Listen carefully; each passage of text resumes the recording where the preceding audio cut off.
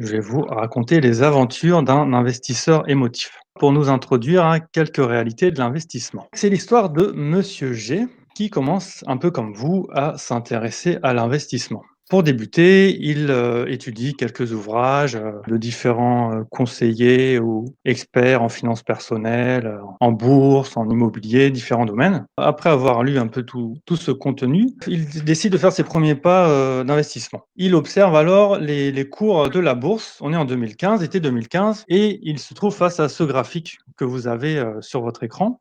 Et là, il se dit: «Ah non, non, non, non. Non, non, non, mais c'est beaucoup trop haut. Je vais pas me faire pigeonner comme ceux qui se sont fait avoir en 2000 et en 2008, juste avant le crack. Là, c'est sûr et certain, ça va chuter. Il y a plusieurs gourous qui m'ont dit que ça allait baisser, qu'on était juste avant une grave crise apocalyptique, le système allait s'effondrer pire que 2008.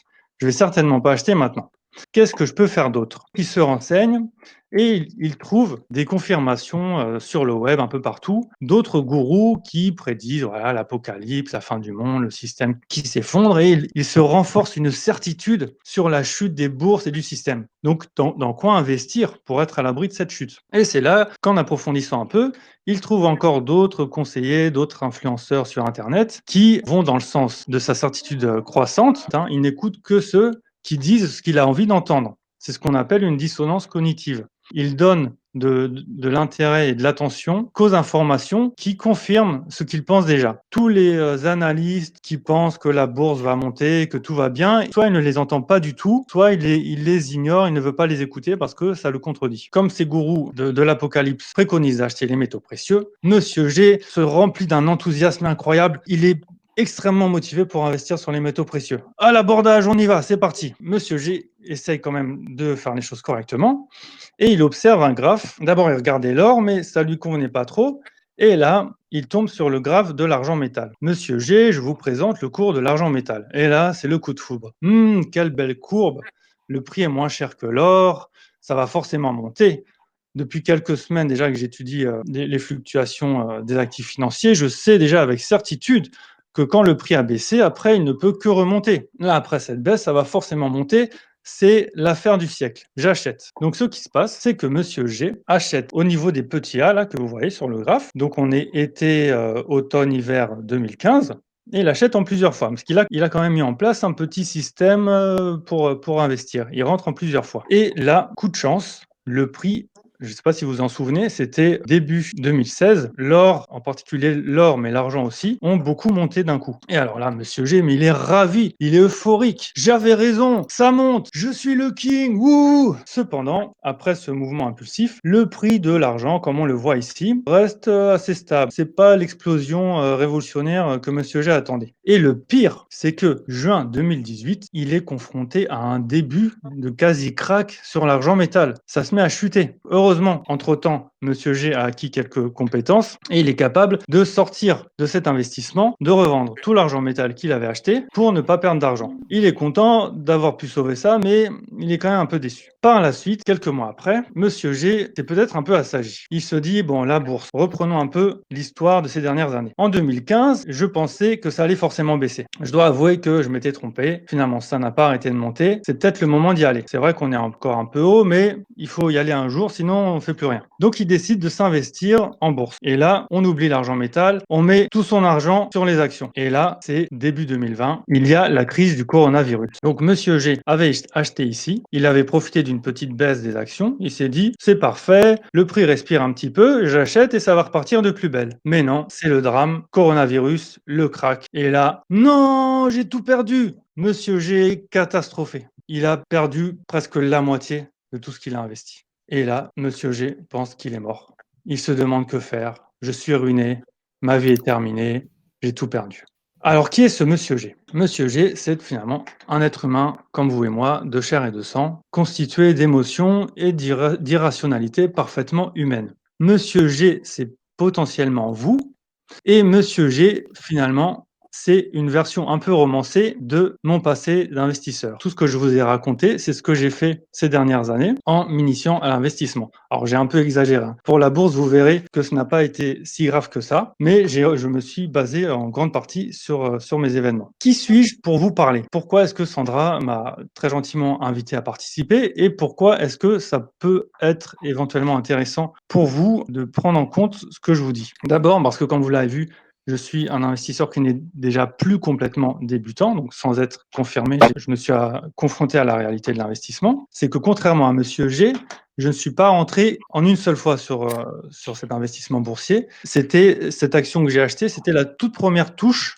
d'un plan structuré d'investissement sur la bourse sur une longue durée. Pour être honnête avec vous, j'avais une petite déception, mais j'avais pas du tout d'inconfort émotionnel insupportable grâce justement à ce plan d'investissement. Un autre point qui me donne quelques atouts pour vous parler de tout ça, c'est que depuis 2016, je suis un apprenti day trader, c'est-à-dire que je me forme à intervenir sur les marchés financiers, mais sur du court terme, donc sur la journée, sur quelques minutes. Mais le point important, surtout, c'est que ces 274 trades, ça a été un peu comme 274 micro-investissements. Un investissement en général, ça dure plusieurs mois et même en général plutôt plusieurs années, voire décennies. Donc les émotions s'étendent sur une longue période. À chaque fois que j'ai pris un trade, j'ai ressenti à peu près les mêmes émotions de manière très concentrée. Donc c'est comme si j'avais fait 274 investissements en accéléré et j'ai pu comme ça observer sur moi-même et vivre et expérimenter les nombreuses émotions, parfois très puissantes, très positives ou très négatives, par lesquelles on passe lorsque notre argent est en jeu sur les marchés financiers. Le troisième point,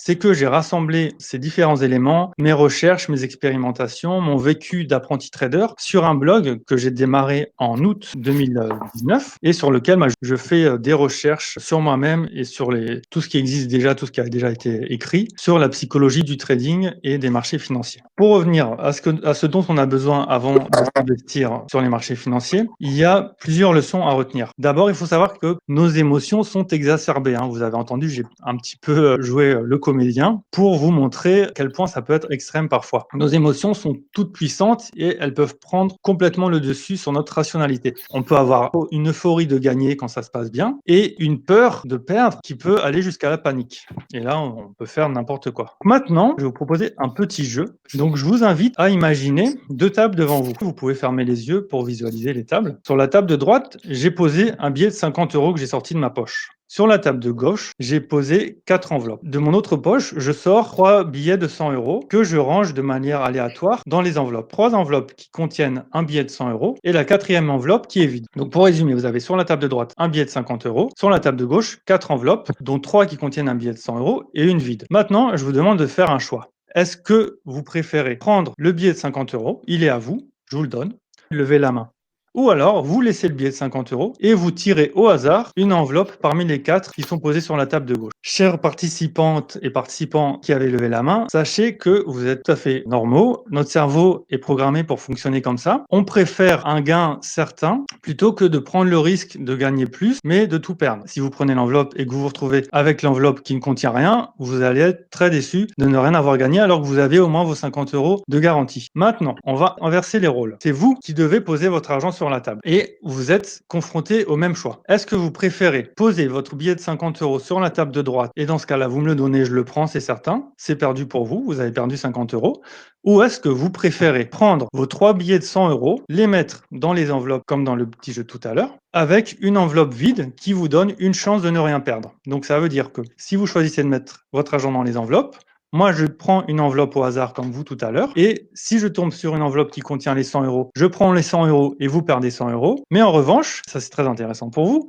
si je prends l'enveloppe vide, vous ne perdez plus rien. Alors là, je vous invite de la même manière à lever la main si vous décidez de mettre vos billets de 100 € dans les enveloppes. Et là, vous allez voir que les choses se font dans l'autre sens. Moi aussi, j'aurais préféré risquer de perdre un peu plus, mais d'avoir une chance de ne rien perdre. C'est cette manière de penser qui est humaine et naturelle qui rend notre psychologie en fait inadaptée au marché financier. Puisque sur les marchés financiers, inversement et surtout en trading, mais les mêmes principes sont valables en investissement, cette manière de penser n'est pas cohérente avec les probabilités. Mathématiquement, dans les enveloppes, votre gain ou votre perte moyenne, c'est 75 euros. Ça veut dire que tout à l'heure, quand vous avez pris les 50 euros, mathématiquement, vous avez perdu 25 euros. Parce qu'en prenant l'enveloppe, certes, vous aviez une chance de ne rien gagner. Mais au niveau des probabilités pures, vous gagnez en moyenne 75 euros. Donc vous gagnez plus. C'était plus intéressant pour vous de prendre l'enveloppe. Et inversement, quand il s'agit de perdre, là, tout d'un coup, on a envie de prendre des risques. C'est la nature humaine et qui n'est pas non plus adaptée au marché financier. Parce que là aussi, en choisissant la solution des enveloppes, on s'est exposé à une plus grosse perte, puisque mathématiquement, notre perte moyenne est de 75 euros au lieu de 50 euros. Donc certes, en mettant notre billet de 50 euros sur la table de droite, on aurait perdu de manière certaine nos 50 euros, et ça nous aurait fait mal, c'est humain, mais on perdait moins qu'en faisant le petit jeu des enveloppes. Ce petit exercice, c'était pour vous montrer concrètement à quel point nos cerveaux ne sont pas adaptés au marché financier et qu'il faut avoir quelques connaissances et quelques réalités en tête avant de se jeter dans le bain. On a vu en premièrement qu'on a une mauvaise compréhension des probabilités, c'est naturel. On a vu que nos émotions nous aveuglent et nous troublent lorsqu'il s'agit de prendre des décisions cohérentes et que donc, troisièmement, on n'est pas capable de penser vraiment rationnellement lorsque notre argent est en jeu. Pour revenir, avant de terminer, sur les leçons à retenir avant de s'investir sur les marchés, une base, c'est qu'il n'y a aucune certitude sur les marchés. N'en déplaise à Monsieur G qui voulait absolument que la bourse s'effondre en 2015, que l'argent métal monte en 2015 aussi. Il n'y a aucune certitude. Personne quasiment ne peut prédire les marchés, en tout cas certainement pas moi, et probablement pas vous non plus. Il n'y a que des probabilités. Donc ça veut dire qu'il y a des situations qui ont plus de chances de se produire que d'autres, mais il n'y a jamais aucune certitude.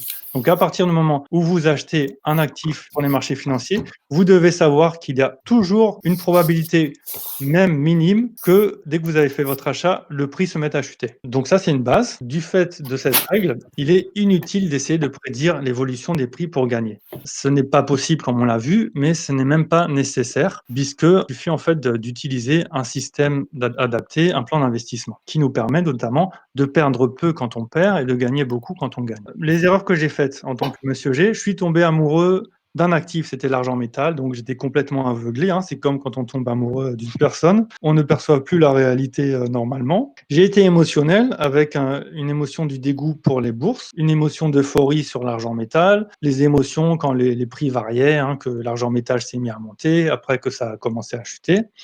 J'ai cru pouvoir prédire à coup sûr ce qui allait se passer, une grosse erreur de ma part, et je n'avais pas de plan vraiment structuré. Hein. J'ai utilisé quelques techniques, mais par exemple, je n'avais pas prévu que faire si l'argent métal se mettait à chuter. Je ne savais pas ce que j'aurais fait. J'étais tellement persuadé que ça allait monter que c'était inenvisageable de prévoir ce type de situation. En conclusion, les règles à retenir, les règles psychologiques pour investir avant de vous jeter dans l'arène. Premièrement, se former un minimum, avoir quelques connaissances, hein, savoir à peu près ce qu'on fait, les outils, en quoi consistent les marchés, c'est la base, au moins quelques connaissances. Deuxièmement, si vous ne voulez pas vous former outre mesure, au moins trouver un plan d'investissement fiable et avéré, qui a un fonctionnement correct pour appliquer votre stratégie d'investissement. Il faut aussi savoir, je pense que vous l'avez un petit peu compris après ce que je vous ai dit, que nos émotions vont intervenir parfois en force à partir du moment où on met notre argent sur les marchés. Et il faut s'y préparer. Et c'est là que le plan d'investissement nous aide, puisque comme il prévoit toutes les situations,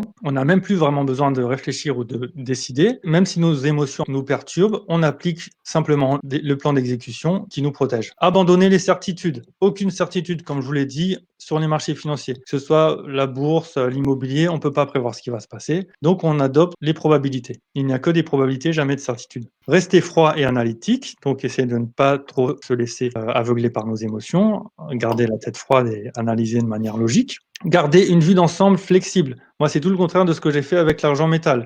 Avec ma dissonance cognitive, je voulais entendre aucun autre point de vue. Il y a différents points de vue en matière d'investissement, d'économie, donc ne pas rester trop fermé et écouter différentes opinions. Et enfin, une fois qu'on est prêt et que on répond aux conditions que Sandra nous a présentées, que tous les feux sont au vert, on peut passer à l'action. Moi, par exemple, en 2015, si j'étais passé à l'action, que j'avais commencé à investir un peu en bourse, à l'heure actuelle, je serais plutôt bien. Martin, combien de temps, toi, tu as mis avant de comprendre l'impact des émotions et combien de temps tu as pris avant d'avoir cette expérience-là et de se dire maintenant je fais attention, j'écoute plus les gourous et je me forme bien? Heureusement que tu poses cette question. Le pire, c'est en fait de même pas être conscient que nos émotions prennent le dessus. Justement, moi, à l'époque là, de l'argent métal, j'en étais pas conscient, hein. Moi, je me disais, c'est bon, je maîtrise, à l'aise, pas de souci. J'ai toutes les informations qu'il me faut, je sais que ça va monter. C'est complètement rationnel ce que je fais. Et c'est là le pire. Pour répondre à ta question, finalement, je m'en suis rendu compte quand j'ai commencé à trader, à peu près, hein. Parce que avant l'époque de l'argent métal, j'allais voir un petit peu de temps en temps. Bon, je dormais tranquillement. En plus, toi, ça, au début, ça baissait un petit peu. Je me disais, bah, c'est bien, comme ça, je vais pouvoir acheter moins cher. Ça me gênait pas, comme j'ai acheté en plusieurs fois. Et après, ça montait bien, donc j'étais plutôt relax. Mais si ça avait chuté, je pense que c'est là que j'aurais vraiment pris la mesure du niveau catastrophique de ma gestion émotionnelle des investissements. Ça m'a pris pas mal de temps. Il faut pas sous-estimer ça parce qu'on a tendance soit à ne pas s'en rendre compte du tout, soit à sous-estimer la puissance de nos émotions et de leur capacité à perturber notre raisonnement et notre prise de décision cohérente et justifiée financièrement.